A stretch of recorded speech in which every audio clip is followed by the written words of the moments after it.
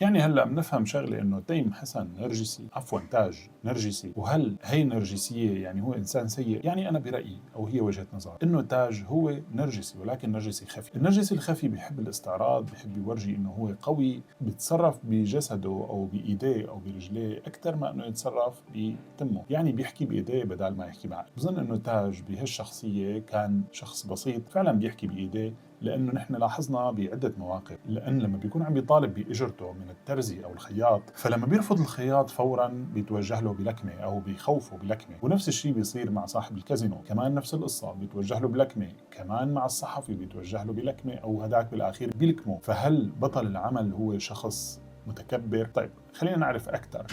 ليش؟ مشان تلعب فيهم وتخسرهم؟ لا طلعيون. طي صوتك البنت رح تفيق. لك تفيق تنضرب. يلا يلا يلا يلا. شو هاي يعني؟ شو حتعمل؟ خرسي خرسي بقى، يلا فهمي علي، طلعيهم. بدك توقع لحتى تلعب انت ومرتاح. خرسي. مو كل النرجسيين سيئين، يعني مو كل النرجسيين مؤذيين، ومو كل الأبطال والثوريين هن أشخاص جيدين. يعني مو كل الأبطال هن أشخاص جيدين على المستوى الكامل، ما هن كاملين، هن عندهم نقص أو عندهم دوافع أحيانا بتدفعهم ليكون عندهم بطولات أو ليقدموا بطولات.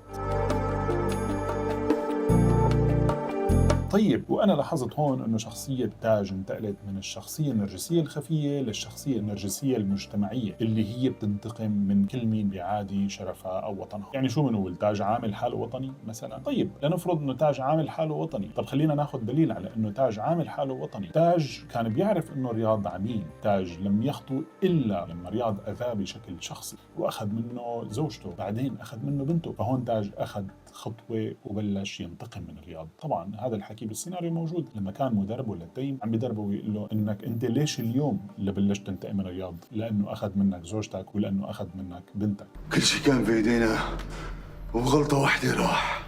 ليش لهلا بلشت تدور على الملف؟ منشان شو بعد كل هالسنين؟ ليش مو من قبل؟ لازم كل العالم يعرف مين هو الخاين، ومشان بنتي سلمى. بس منشان سلمى؟ منشان نوران ما هيك؟